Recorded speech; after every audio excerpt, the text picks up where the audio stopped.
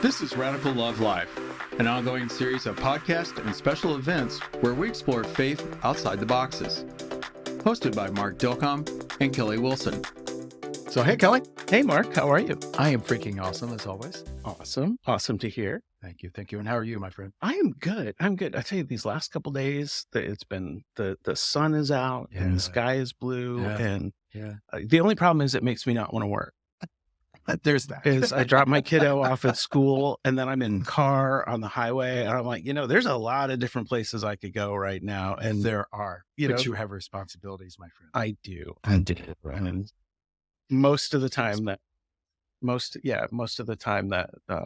weighs out. Like my little vacation is maybe I'll stop at the Starbucks drive-through. There you are. That's right.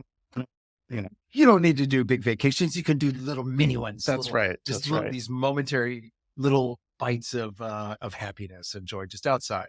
That's right. That's an adult playground. Indeed. Yeah. So I have a question for you, my friend. Yes. I see you've evaded the barber again. Once again. Yes. He called in sick a couple weeks ago. And then I'm working on a different podcast for one of my advertising clients. And my vanity sort of weighed in because she watched one of the clips and she was like, "You have such great hair." And I was like, "Oh man, I wonder if I should cut it now." But the problem was this last weekend, my pastor was out of town and called me to be a guest preacher. Wow. Yeah. That's awesome. My first time, official sermon. Oh, that's awesome. But the podium was just a little low. Yeah. So I have my notes laid out and my hair was fighting with it the whole time. It was like, trying to, you watch the video of it, like the sermon's pretty good, but I'm fighting it with this mop of hair the whole time. And it's starting to get warm. So I may show up with a surprise buzz cut next week. But you wouldn't do that yourself, would you? No, leave that to the professionals, right? I do. Okay, I do. Good. Yeah. Like so many things in this life, there are things that we can do, but we shouldn't do because there's somebody who's better trained and prepared to do those things. Exactly. Yes. Exactly. Yes. I see where you're going with this. Too. Indeed. In fact, we have an awesome guest on our show who knows exactly what it is to be a professional in space and a thought leader in mental wellness and in the faith community, correct? Yes. We are really excited to bring back our friend, Dr. Thema Bryant. We are so happy to see you here today. Many of her followers online know her as Dr. Thema. Yeah. She is such an inspiring presence. I love whenever I see your Instagram, those, the images and the words, always something that I needed to hear that today. But for those of you who are not as familiar with Dr. Thema, she's the 2023 president of the American Psychological Association and is also an ordained elder in the AME Church. She leads a mental health ministry at an AME church in the Los Angeles area. She's an author, podcaster. Her book, Homecoming, you may have heard of it, is out and available. And then she has a new book called Reclaim Yourself, which is coming out this June. So coming out very soon. Anyway, we always love talking with you and welcome back. Great to see you and great to hear you. Oh, thank you so much for having me. Glad to see you both. And thank you for having me back at the homecoming. It is indeed. Yeah. And in very different circumstances. I think last time we spoke, it was towards the end we were in the midst of the pandemic. That's right. Sure were. And we were talking about a lot of, some very challenging things then. And today I think we're going to look at things in a little more positive light. We always talk about mental health and faith and how the two of them work together. And today we're going to talk a little bit about sort of the positive ways that faith and faith leaders can impact mental health. Absolutely. Beautiful. Yeah. So I shared with you an article that just coincidentally popped up this morning. Oh, the MacArthur. Yes, Yeah, I did see that this Pastor weekend. MacArthur. And I bring that up not as a negative context, but if that article itself, he's saying, well, there is no such thing as mental health or mental illness issues within the church. He's simply negating it. And here he is, a prominent pastor in California, saying such things, and I thought, well, this is just a little too coincidental in the fact that we're going to have you, Dr. Thema, on, who is a psychologist and an elder in the AME church, who this is your work, your life work is around this well-being. So what say you to that article? Yeah. What would make a pastor say there is no such thing as mental illness? Yeah. It is an ignorance around the realities of mental illness, and it is judging other people based on your lived experience. So Mm, his basic premise is if parents do a good job and if people work hard, everything will be fine. And if you've never encountered mental illness, then that Mhm. sounds like a good message of work hard and tell your children the difference between right and wrong, and all will go well for you. That is similar to when people try to give advice to someone with depression, like major depression, clinical depression, if you've never been depressed. So if Mhm. you're thinking of it as just like sadness, you might say things like, you just need to sing some worship songs, or you just need to go for a walk and get some fresh air, or you need to stop making excuses. So if someone doesn't have clinical depression and they're being lazy or unmotivated, maybe that's your pep talk. But for anyone who has ever dealt with depression, where it is overwhelming, where you do not have the energy, when you feel helpless and hopeless, that someone just giving you a soundbite scripture is not going to help you get out of bed, that you need more to counter the feelings of despair and suicidality, then we can do harm because I would say whenever your advice starts with the word just, you're in Mhm. trouble, right? You just need to, right. right. Then already we know you don't understand what people are dealing with. Mm, I come from a evangelical background, like very fundamentalist back in the Midwest, and looking back, I can see a lot of situations where there were people who probably would have benefited from seeing a professional of some sort, but in our family, it was always like, you don't go to the doctor, you go to church, and people kind mm, of try to pray their way Mhm. out, which prayer and that whole like spiritual, psychosocial element of mental health is important. I Mhm. pray every day and really helps me stay connected to the divine. But that whole, looking back, I can see that there's a lot of folks that probably could have benefited from other treatment that didn't get it, that either didn't recognize that they had illness. I was talking with my mom one day and she was like, I do remember having that one aunt that we always just said that she was weird. Mhm. She did all these weird things. And you look back and you're just like, well, she was probably bipolar. I mean, there was probably, Yeah. a lot of indications. Um, Mhm. but have you encountered that the Yes. tradition of we don't go to the Just doctor, we go to church? And what's so unique about it is, in general, we only apply that rule when it comes to mental health. Like if someone is Mhm. having a leak, we don't say, pray, don't call the plumber, right? If you, we don't.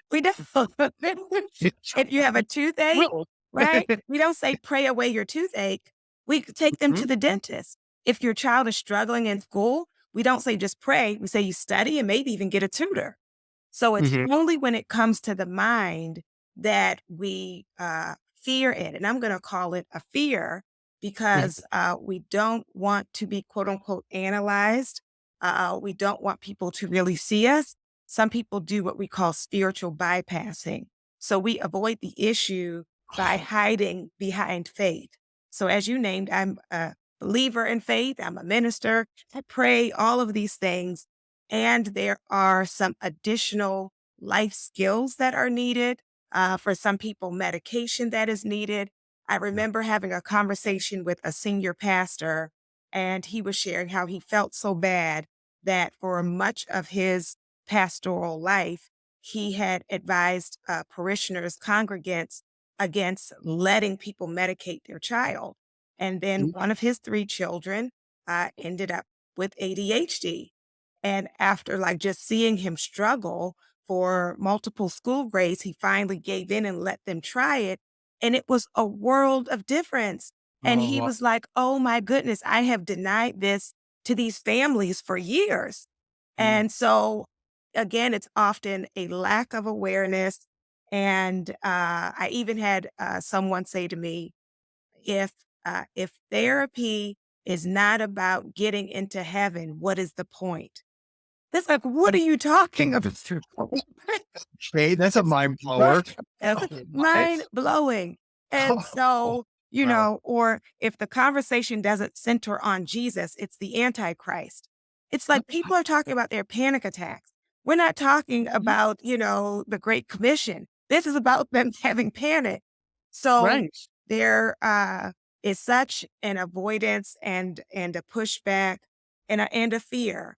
And that's why it makes such a difference when we have faith leaders who do the opposite. Instead of condemning people or shaming people, for them to encourage people to get the help along with the prayer and Bible study and all of that, it's freeing.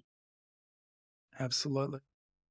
Wow, so just in your sharing, it actually made me a little bit emotional because I have mental health illness is definitely a part of my story, especially for a lot of reasons. And I did not know how to cope with it, so it was undiagnosed. But here I am 11 and a half years later after I was faced with a moment in my life where I had to make some really pretty hardcore different choices. Um, I it I am so much better because I finally did get the help I needed, Right. right? Yeah. And it doesn't conflict with my faith in any way, shape, or form, right? It doesn't. There's not a binary choice in any way, shape, or form. If anything else, it allows me to take care of those things that needed to be through professional, talk therapy and then seeing a psychiatrist and talking about, chemical imbalances, all those things like that, so that I can manage that. As you said earlier, like we would go to a doctor for anything else, Mhm. and it has not affected my faith. If anything else has helped deepen my faith, I'd say that only because I have a clearer balance than because when I was out of balance, nothing really I could think or in a healthy way. I was unhealthy. Yeah. So, yeah. And it is to know that our health is important, like important to God, and even our joy. I remember seeing a minister talk about couples counseling, and he Mhm. said, people are in our society today are too hung up on happiness. It's like, it's that whole thing of like keep the couple together no matter what and not attending at all to the joy of them individually and collectively. But that's a distraction that this is your cross to bear. So the Mhm. way we think about things doesn't reflect like the Jesus that we observed in the Bible. Like he was someone of community, of connection, of grace, of compassion. And a lot of that is absent when we hear the way people talk about mental illness and mental health. Wow, that's so interesting. There's a couple different ways that people talk about. I've been kind of fascinated with the idea of kingdom lately. Yeah. It's actually one of the things I preached about. Mhm. Is that the some theologies really focus on the kingdom as this faraway future place that if I'm real good Yeah. for 80 years or so, then I'll get to finally enjoy myself. Then there's the idea of the kingdom that has already started and is maybe not completely fulfilled yet, but is Mhm. sort of among us and is growing. And Yep. there are some verses that talk about life everlasting, Mhm. but there are also verses that talk about abundant Yeah. life. And I got to believe that abundant life Mhm. has to include health. Right. It does. It does. For us to be in health and for our souls to prosper, and not just waiting for the hereafter. And that emphasis on you can get your joy later has often been held up to critique our faith as it relates to, oppressed peoples. To say, like, don't worry about what's happening here. Eventually, you're going to get a robe and a crown, and you're going to shout and have a good time, and streets are paved with gold, and no acknowledgement of we can create some loving justice here. We can provide some care in the present. And not only that can we, but like this is the work, what it means to walk out our faith. Amen. Right. Amen. Yeah. And the idea of just hold off because you'll get your joy later has historically been used as a tool of oppression. That's And right. I think Yeah. that's the thing that some churches have had to publicly repent. And there are other churches that could probably stand to publicly Yes. repent. But yeah, I know that's been, particularly in American history, that idea of like, you've got that promised land over Jordan, just hold on for right now, Yeah. has prevented people from Mm-hmm. seeking or enjoying Yeah. abundant life in the present. Right. And I want to say, since I mentioned joy, that the full range of emotions is a part of our human experience that we're worthy of. I think just as we have like prosperity gospel, which would say like if you're in favor with God and you have faith, like you're going to be wealthy. There's also that bad theology, I think, about our emotional health, that if you're attuned with God, you will just be happy all the time.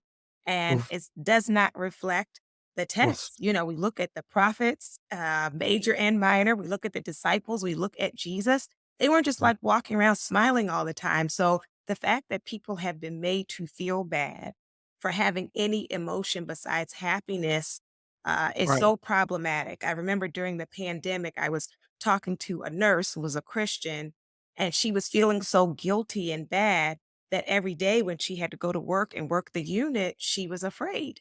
We're in the midst of a pandemic and you're walking on the floor where everyone on the floor has it, but yet feeling because I'm a Christian, I'm not allowed to have any anxiety about that.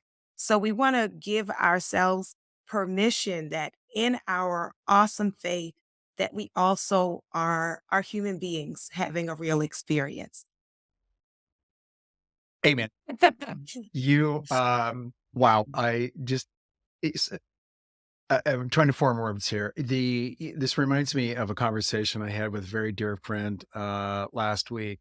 She was talking about her experience growing up in a very religious household, and so it was absolutely toxic positivity, Yeah. right? Your closeness to God was directly related or directly connected to how joyful, and as a woman, she also, it was even more stress. Like she was to get married and have children, and she was going to serve the church, and she was going to serve her family, and do all these things and be joyful. And that's how it went for a number of years until she said, I can't do this anymore. And her revolt on this, now it's not directly to psychological reasons, but I love it.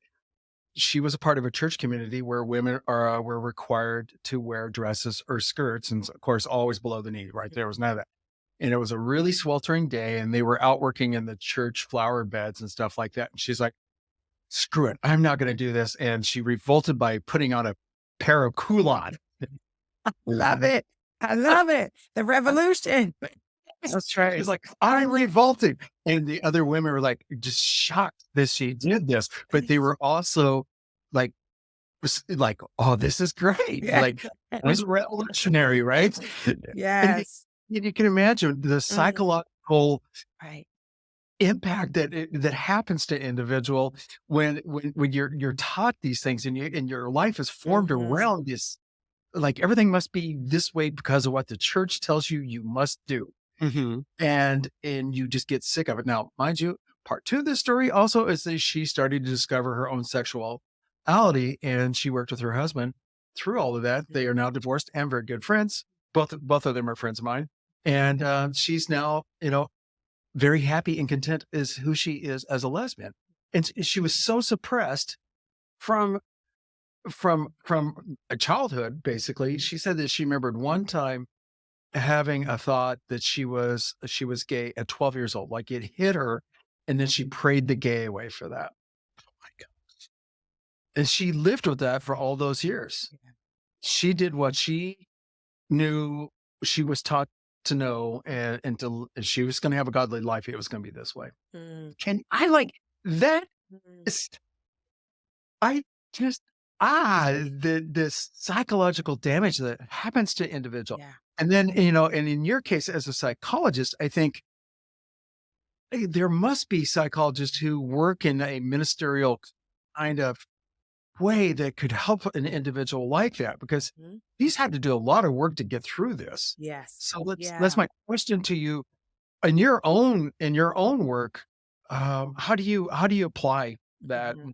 Yes. navigate both sides of that? Right. Well, I appreciate you even starting it with us thinking about childhood, right? Like, what are the Mhm. messages that we have Yeah. received about mental health around secrets, family secrets, what can be Yep. talked about, what can't be talked about?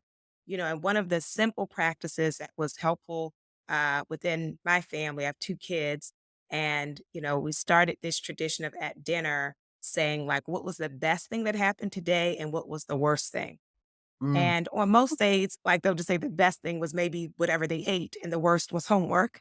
But then Mhm. there are those days where something deeper happened, right? Or they had a deeper feel, but we created an environment for them to feel like they can share it, that it's not only like my gratitude. And yes, gratitude is important, but we often stress for kids the importance of please and thank you, but never like the importance of saying, I'm hurting, right? Or I'm Um, confused or I'm afraid. yeah.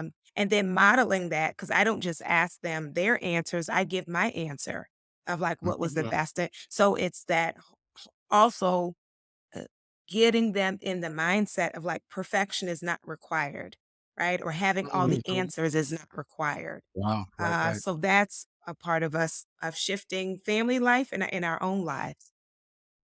Wow, that's so great to have a family environment where you can be open and communicative, because I think there are a lot of people who have felt like they could not Mm, be their authentic selves Right. in that space, that there's a role that they had to play. mhm, Yeah. Yeah. And to be clear, so my friend, she does not regret anything. I mean, she has two beautiful grown sons, and they have families and everything else. She's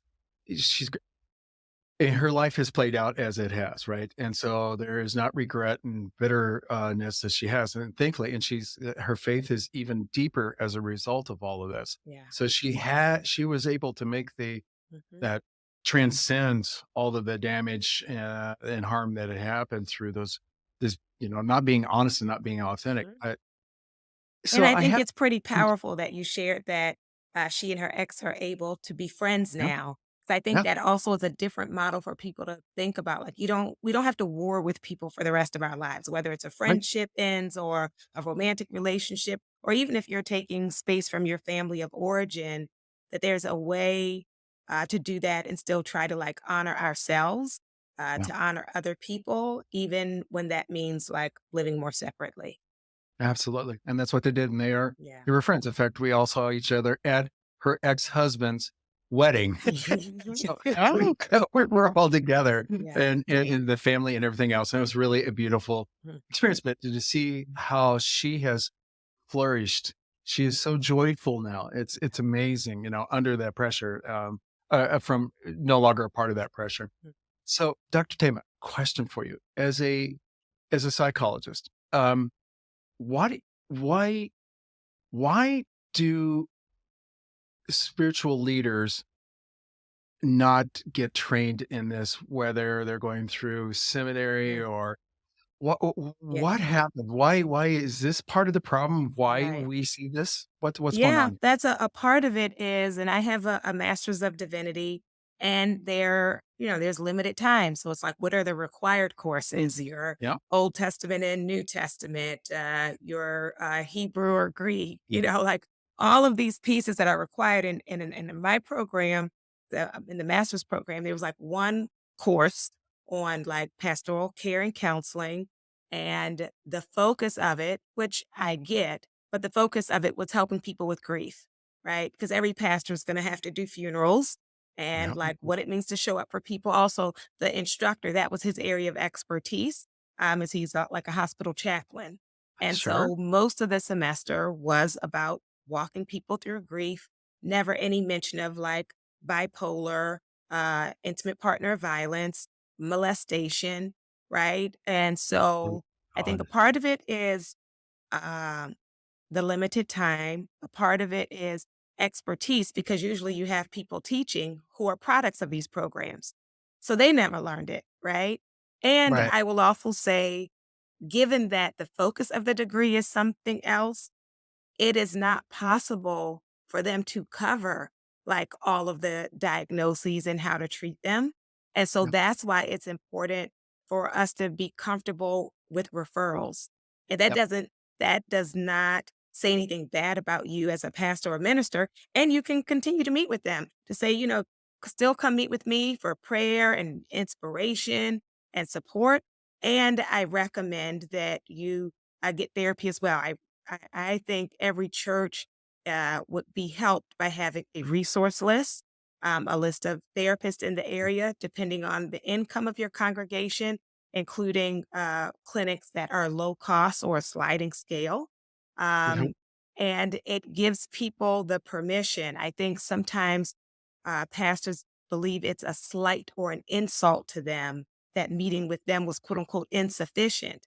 And it's not a matter of Yes. insufficient, like it's not covering all of the areas that they're struggling with. So well Right. said. Right. Yeah. It's the same, like your pastor shouldn't be required to fix your car Yes. either. I mean, it's Right. that's Right. that's true. But I do but it's really important that you point this out because one of the things that I observed when I was working at the cathedral in New York City, because I was on the sound crew, I would come in long before the service and would hang out long after the service. And a religious space, particularly like a big religious space, but I think all religious spaces do attract people with mental illness who Yes. don't know where else to go. That's That is right. correct. That's true. So it's kind of a magnet. I think Mhm. that Agreed. religious professionals, clergy, people who manage churches, whatever, need to expect that like Yes. people are going to come here looking for help and they don't know where else to go. Mhm. Mhm. And Yeah. you're not alone in your responsibility to help them. There are Right. other resources that you can rely on Yeah. and send them to the right place. Right. And also not Mhm. shaming where the assumption is if you see someone behaving in a particular way, quickly labeling that demonic. Like Mhm. that can Ah, well, be very, very harmful for people living with mental illness now. People are afraid of them. They're treating them a certain way. Uh, and it's really lacking compassion and knowledge.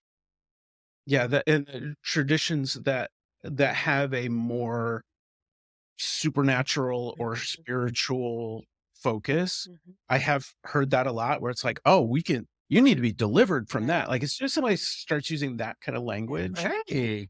it's I mean, Yeah. those are great Mhm. metaphors, Right. and, And even I tools think that for spiritual warfare is a thing, but yes. there's also Right. a medical, That's right. physical, mental element to it. Yes. Yes. It's whenever people, you know, don't look at each other holistically Mm. that while there are different levels of our being, then that also means there are different causes. And one of the, hurtful things I heard someone say, their daughter had died of cancer and the mother had created this meaning around it where she said, the reason the cancer killed my daughter is because of her unforgiveness. And since she was unwilling to forgive people that and it's like, what are you like Oh that is my so God. harmful. It's so Wow. harmful and not true. Oh, that's heartbreaking Yeah. because how oh, wow, her existence, as her mother, that's just why Yes. would you burden yourself with such pain like that and Right. and and put your daughter in that frame, Yeah. as well? Yes. God, wow. Mm. Oof. And I Okay. will say, just as we say, it can be so painful when people say these things that are not true. the gift of life that it brings, especially when someone who's seen as a spiritual authority Yeah. speaks to you about it with grace, right? Speaks to you about it with compassion, because, the people often think of you as a representative of the divine or the Uh-huh. sacred. And so Yeah. to get that like unconditional love, to get that, where it's not just like bad parenting. We understand, what it means to have a child with special needs, a child with a disability. And so then you're not shunned, and that like somehow you're just not a good example of Christian parenting. So uh as hurtful as it can be when ignorant things are said, is how life-giving it can be for members of your faith community to really see you, to love you, and to support you in your process. Mm. You know what? One thing I would love to ask about you, because you talked about forgiveness, is there are sometimes circumstances where people are expected to forgive, even counseled to forgive in ways that don't allow them to express, injury or hurt or whatever. What do you think about the free expression of things like anger, which Mhm, Christian people and other religious people are often taught to repress? Like, don't be angry, don't mhm, go through Yeah. all that. Yeah. Forgive mhm. for Yeah. whatever, forgive and Yes. forget. Yeah. Yes, Yeah. yes. So an interesting thing as a trauma psychologist that I discovered in my training is models for trauma recovery from the psychology lens have multiple steps, and none of the steps are forgiveness.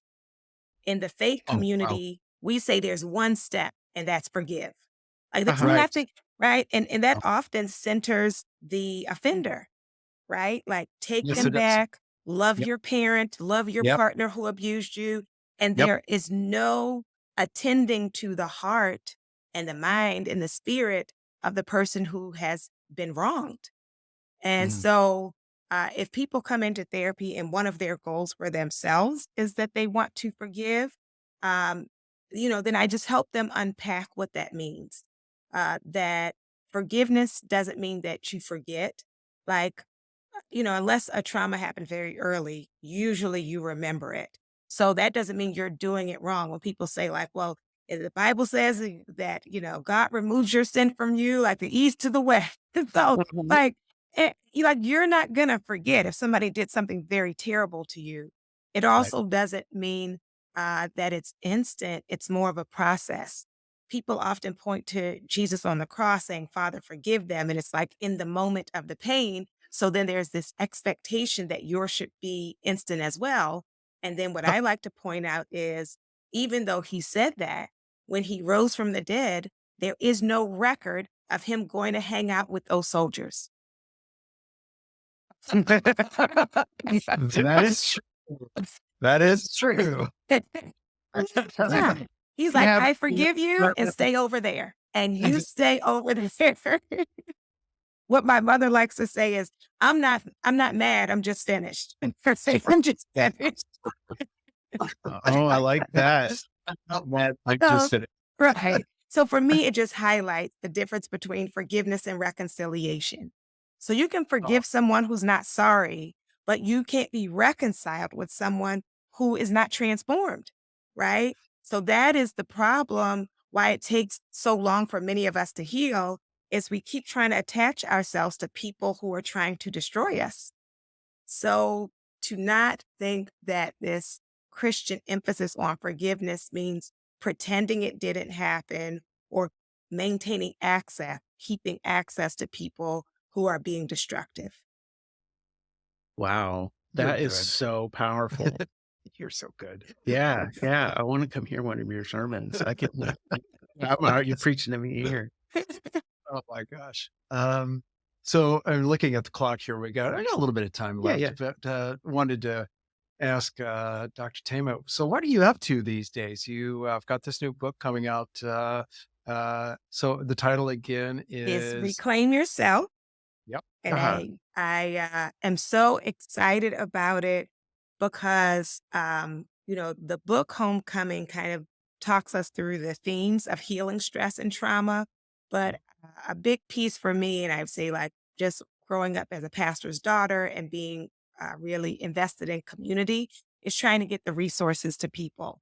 And Mm. so, like in Reclaim Yourself, each chapter gives specific exercises you can do so that you can apply the larger themes to yourself. Because sometimes we hear things in the abstract, it's like, oh yeah, that's interesting or that makes sense. But then to take it to the next step. So we don't Mm. have that part of like you hear a good sermon and like nothing changed. It's like, so now as as I think about like self-care or community care, like what specific things do I want to do in regards to my health or my relationships, so that it can be practical. So I'm very excited about that. It's already available for pre-order, but it actually would be delivered in June. Yep. And also in June, I'll be providing my first full retreat. So the Omega Institute is in upstate New York. Yeah, absolutely. Yeah. Right back. Yeah. No, absolutely. What? Yes. So Well, what I've done before is, churches or other groups will have me come in if they're doing a retreat and I might do like one or two workshops. Mhm. But this one, it'll be a Friday to a Sunday, and the whole thing is on reclaiming yourself and coming home to yourself. So I'm excited about it. Oh, that is so cool. Yeah. I'm like making note. I'm going to try to make Right. that. Oh, If that it, would be wonderful. I oh would my, love that. make that happen. That's cool. Oh, and did I see that you're gonna be in the New York area? Yes. For that? So, next, Saturday, I think the 11th, the day before Mhm. Mother's Day, Mary J. Blige and Pepsi are putting on a Strength of a Woman, summit, a wholeness, wellness celebration, of womanhood, and I was so excited that they invited me to come to address mental health. Oh, look, oh, Yeah. that's Oh, man. Oh, that Yes. is so cool. Right. MJ gets to hang out with you. Right. Right? Wow. So the intent of this event, Yeah. and it's sponsored by Pepsi. So is it just a 1-day event? Is it Right. what? It's their third annual, so they've done it, I guess, two previously, and it's just an all day Saturday. So it's Yep. different speakers and workshops and some entertainers and booths with, information and products that can help women to just celebrate themselves. Oh, that is so That's awesome. Yeah. cool. Sounds Yes. really amazing. Yeah. I love when, celebrities and, even corporations, and it's a free of charge, I should say, that invest in the community in that way to say, just come and, be refilled and refreshed. And I even like the timing of it being before the day before Mother's Day, because while that's a day of celebration for some, it also can be a hard time for people. They're disconnected from their mom if they were never able to have children and wanted to, if the mother or child is deceased. So, or, just conflictual relationships. So, I love that for us to just have time to love on ourselves. Mm. Yeah. So, and that's, so often, I think when it comes to mental health and spiritual health, it's easy to focus on the problems and, trying to avoid the problems Yeah. rather than the healthy exercises that it Mhm. takes. And when I say exercises, I mean, there's also, I guess, a physical component Right. to taking care of yourself. Like the body and the Yes. mind are not Not disconnected. separate. That's right. Uh, That's one of the things I've appreciated about our field is paying more attention to the body. Because historically, a lot of it was, just focused on cognition, so, your thoughts. right. And so there's been a great surge of recognizing indigenous healings about what they call embodied healing or somatic Yes. healing. So soma Yeah. is the body. Mm. Because a lot of we hold stress in these bodies. It Yeah. affects our health, and all of us could think like where we hold tension in the neck and our heads and our backs. And so uh just talk therapy alone does not always release what's in the body. And So true. so, yeah, dance, movement, walking, martial arts, and just also being mindful to pay attention to like, how do I physically feel in this space? Yep. You know? Hmm. Hmm. Yeah.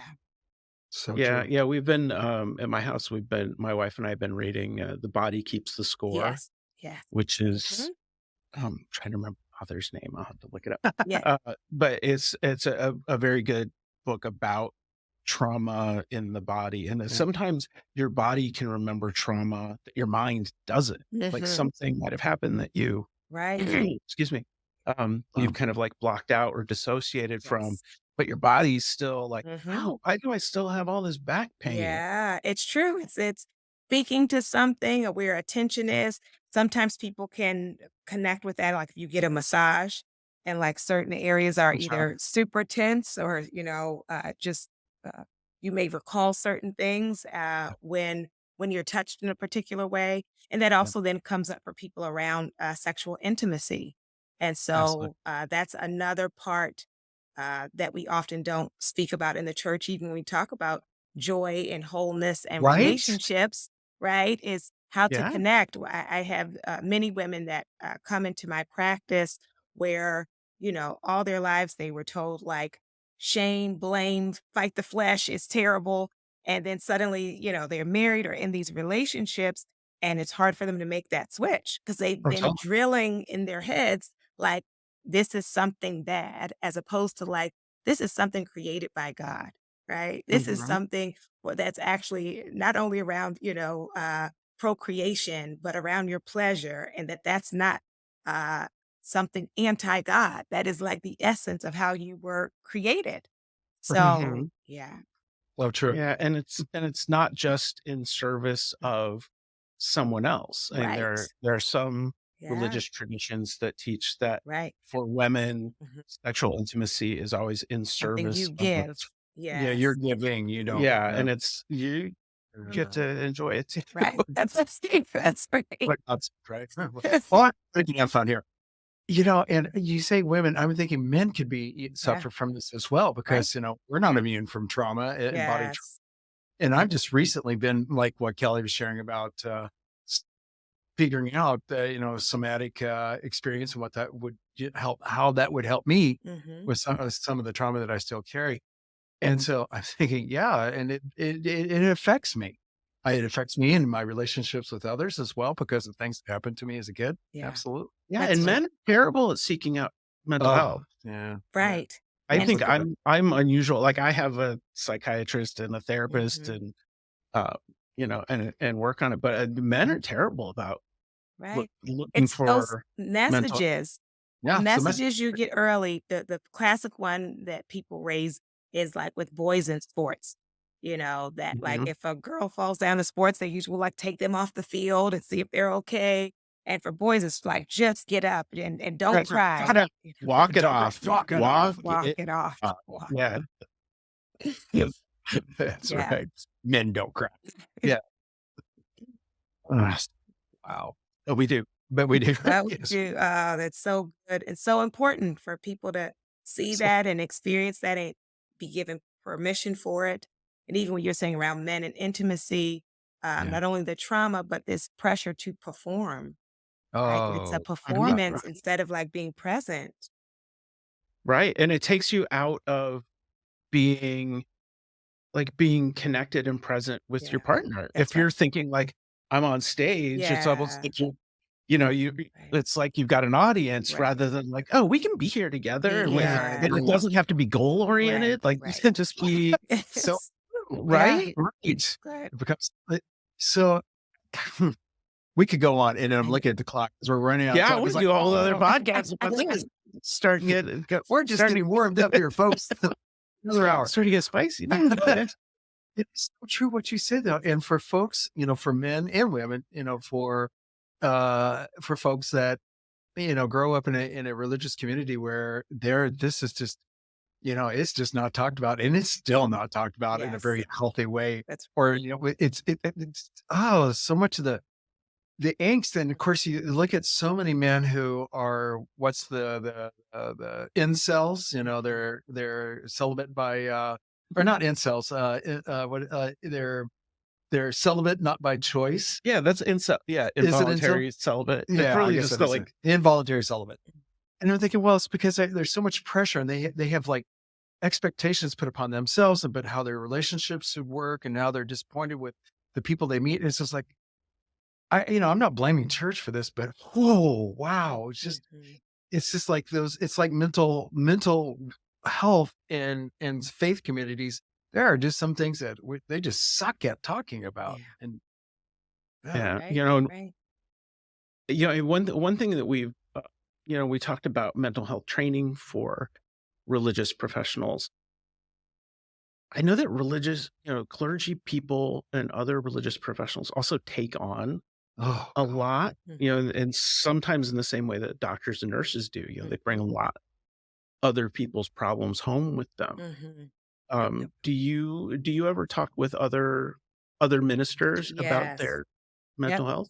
I was so grateful. Just last night, I did a workshop for virtual ministers in Chicago, but around soul care, because often the Mm. focus and the models we have for ministry are like self erasure, and to be available 24/7, and that you shouldn't need anything, but Oh, you should supply everybody else's needs.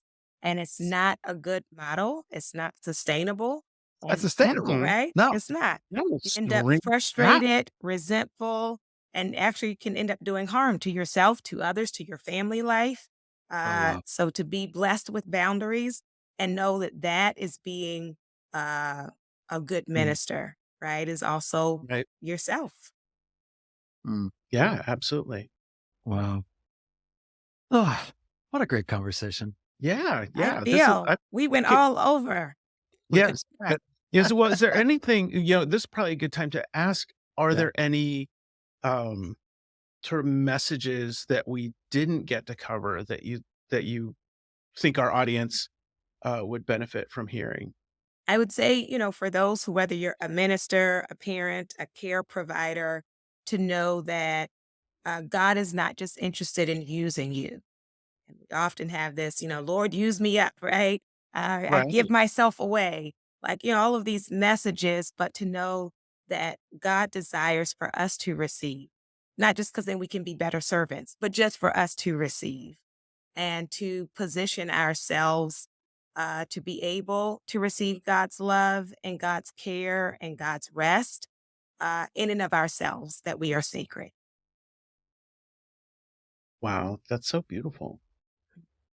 Because people so often don't think about that. They don't think about the rich possibilities of their relationship with God. They think of this kind of like this dry, pinched, I'm just gonna.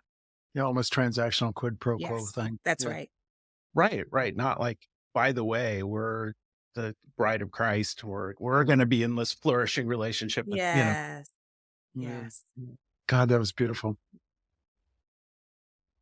Well, Dr. Tama, this has been just an amazing conversation. I Oh, hope I've loved it. it just fills my heart to spend time with you and share this experience. And I can only hope that our listeners, resonate the same way that I am with this conversation. Blessings to you and all the work that you're doing. Thank you. And look forward to bumping into you Yes, at some point. Physically. wonderful. Thank you Yeah. both. yeah, and safe travels. And we're gonna put the information about your upcoming events, your book, and everything in the show notes. Thank you. So anybody who's listening can then pick up their phone and just click and find out more information about you. Thank you so Yeah. much. Take good Good care. to see you. You too. Thanks for listening to this episode of Radical Love Live, co-hosted by Mark Dilcom and Kelly Wilson. All rights reserved. You can find our podcast on Spotify, Apple, Stitcher, and other popular podcast platforms. Go to radicallovelive.com to learn more about us, watch recordings of our live events, and listen to our podcast. We also invite you to check out what Kelly and Mark are doing by going to our websites. Find Kelly at kellywilson.com and Mark at markdilcom.com. This is Radical Love Live, where we explore faith outside the boxes.